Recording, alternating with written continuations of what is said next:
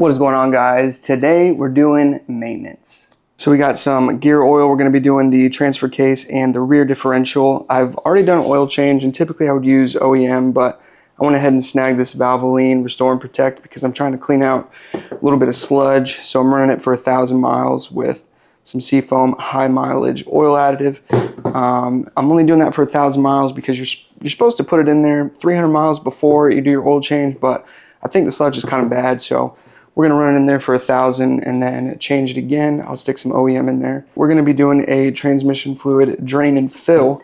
And I think that the factory service manual says it's only 2 quarts, but I've seen people do it and it turns out to be 4. So I got this little bucket from Home Depot that actually measures fluid. So I'm going to drain into here and I'm going to put in exactly how much comes out. And we're going to stick a little bit of Seafoam Trans Tune.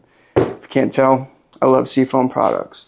We're not doing any stuff with this today, but I have been testing out some different detailing stuff because the inside of this truck is old. Scratches and scuffs on the plastic panels, and I've just been trying to see if I could figure out which product covers that stuff up the best, and it's starting to look like the glossy stuff does an excellent job of that.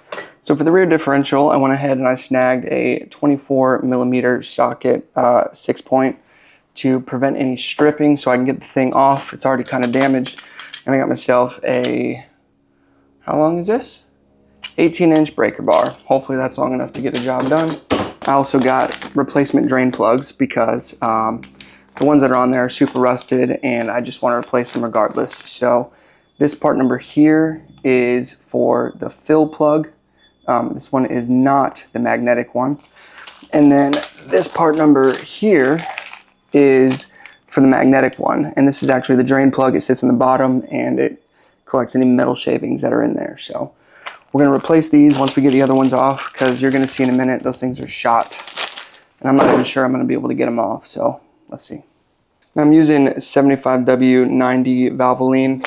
I've heard mixed reviews. People use different types for like the transfer case and the rear differential and the front differential, but I've also heard people say that throwing this in all of them, they've been doing it for years and it works just fine. So that's what I'm going to do. It doesn't require a pump or anything because you can just kind of roll the bag, kind of like toothpaste tube, and squirt it in there. So hopefully that works out well for me. And actually the reason why I'm doing this today, guys, is because I have a little bit of vibration in the drivetrain and I don't know exactly what it is, but I've already gotten the wheels balanced and I already greased the drive shaft. It definitely helped a little bit, but there's still some vibration. So we're going to just set a maintenance baseline, do everything in the truck, and then we'll see if it's better. And then if not, we'll have to go to the shop and see if we can figure out what's going on. But for now, I think it's important to establish a baseline with maintenance before you start trying to dig in and find what's causing vibration. Because honestly, if you're late on maintenance, that's probably a good starting point, is just go ahead and knock it out, because first of all, it has to be done anyway. And second of all, it could be causing vibration. So we're going to get that stuff knocked out today and see if it helps. And hopefully you guys find something helpful in this video. So anyway, let's get started. Important note, definitely make sure that you try to open your fill plug first. Because if you're doing your differential and you open the drain plug first and then you can't open the fill plug, you're SOL, because now your diff has no fluid in it and you can't get it in there through the drain plug and you can't get the fill plug off. So definitely crack your fill plug first, make sure you can get it off, and then go ahead and drain the differential. As you guys can see, it looks like something kind of hit the drain plug at some point because it's got like a pretty gnarly dent in there. So I might have to hammer the socket on there, and that is one of the reasons why I bought replacement plugs. Obviously it's super rusted, but also it's damaged. So hopefully I don't have to damage it more to get it off, but we will see. This certainly is not my first choice, but sometimes you got to do what you got to do. So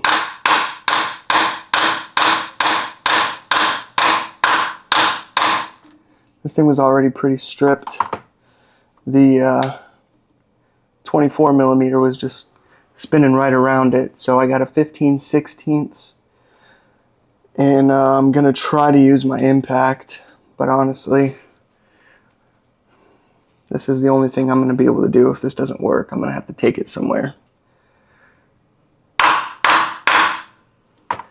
Hopefully this works.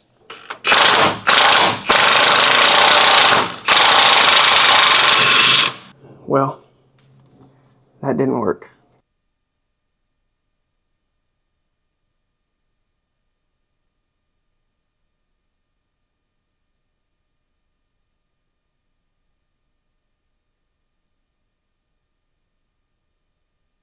Alright guys, so it's probably been about 5 or 6 hours since the last clip, but I finally was able to get this fill plug out.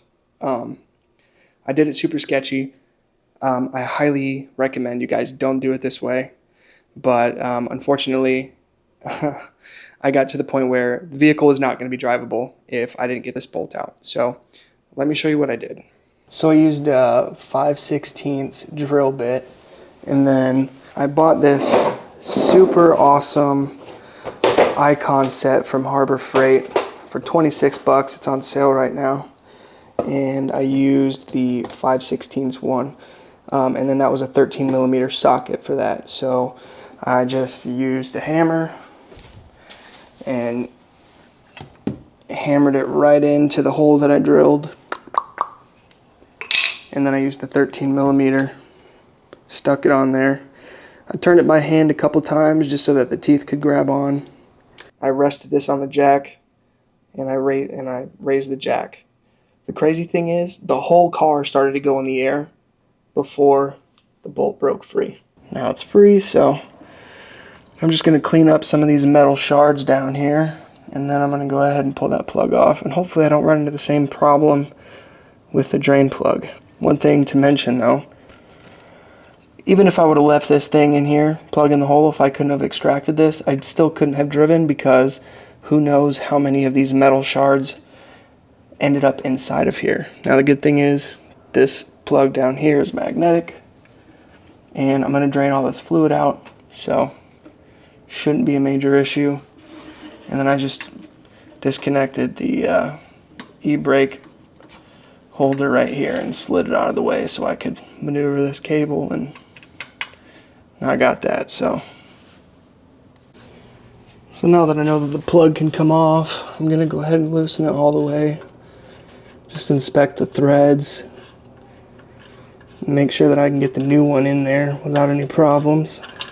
Now that I know it comes out, I'm going to just screw it back on. The threads on this thing look real clean. Now I'm going to try to get this bottom one loose. Got a 24 millimeter, fits on there pretty well.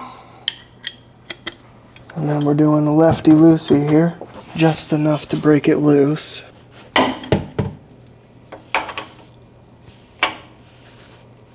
Alright, cool. Well, that was a billion times easier. That only took 10 seconds. The other one took 6 hours. Now I am going to be replacing this plug, but I want to hold on to it because I want to inspect the magnet and see how many metal shavings there are. I'm going to loosen this one so it can run out a little more smoothly. There it goes. Well, strangely enough, the gear oil does not have much of a smell. And normally, if it's old and bad, it smells pretty awful. Maybe you guys can kind of see there's a little bit of like a pasty consistency, but that's 100% normal. Nothing out of the ordinary. Not worried about that at all.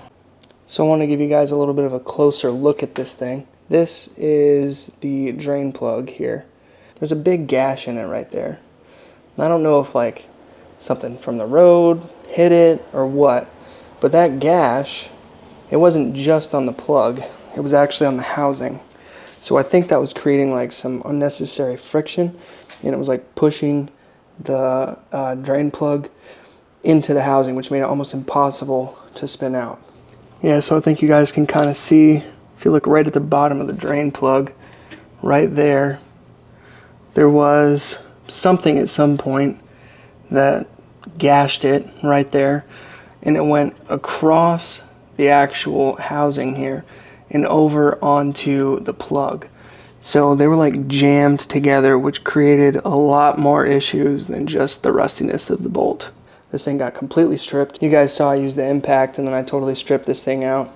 And then I tried to use channel locks, that didn't work. And then I tried to use these and that didn't work. So my only option was to use an extractor and drill a hole. And as you can see, this is the actual extractor piece. And then this is hollow. So that metal that you see in that hole is actually the extractor. So I'm gonna try to get it off. Okay.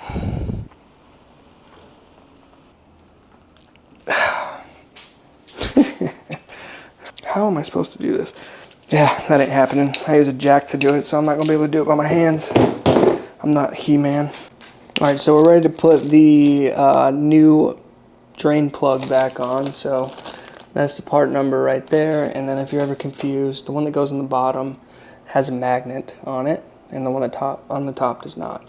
So for the crush washer, you put the flat side against the head of the bolt, and then the rounded side, I don't know if you guys can see it on camera, but the rounded side is going to go towards the differential case, and it'll crush, create a nice tight seal.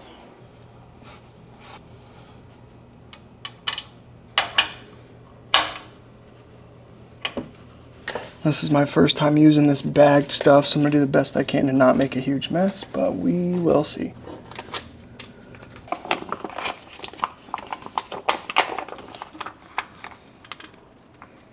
Well, that actually worked really well. I got that bag completely empty, so that was awesome. That worked great. I don't actually remember what the capacity is, but to be honest with you, it's not that important to remember because you're going to fill it until you can't fill it anymore. So that one's completely empty also. Wow, this is way easier than I expected. All right, we're at 2 quarts so far. I'm pretty sure we're just about completely filled, so I'm not going to rush this one. All right, it's starting to leak out just a little bit. I'm just going to give it one more good squeeze. While that's kind of running out, I'm just going to start screwing this in. I'm going to figure out what the torque spec is, grab a torque wrench, make sure both of these are tightened down correctly, and then we're going to call it a day because getting that thing off took way longer than expected, so I'm just going to finish the rest of the maintenance tomorrow. Tell you guys, with rusty vehicles, there's always something, you know?